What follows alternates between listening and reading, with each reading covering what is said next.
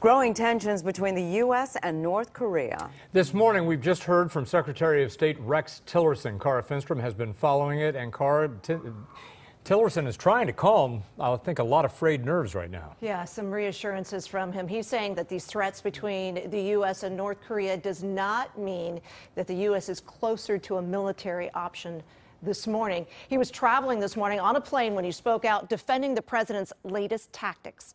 Listen to this.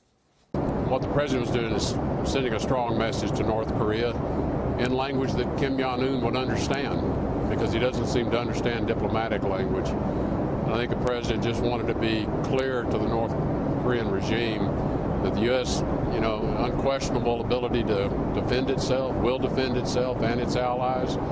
And I think it was important that he deliver that message to avoid any miscalculation on their part.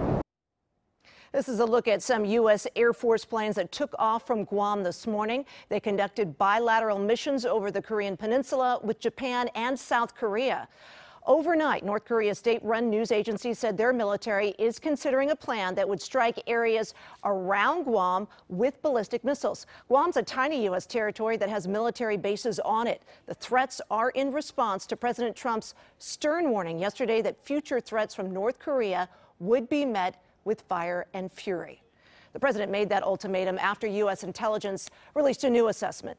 Analysts now believe North Korea has made a miniature nuclear warhead and that it could fit inside the missiles that the regime has been test launching to show they're capable of reaching the U.S. Over the weekend, the UN levied its strongest sanctions yet against North Korea. As for the president's newest approach, it did get some criticism overnight from lawmakers on both sides of the aisle.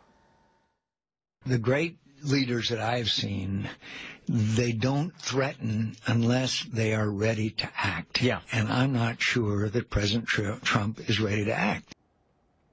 A number of lawmakers, both sides of the aisle, speaking out this morning. Jeff and Sharon, coming up in our next half hour, we'll have more sound from Tillerson. He had quite a bit to say this morning. Okay.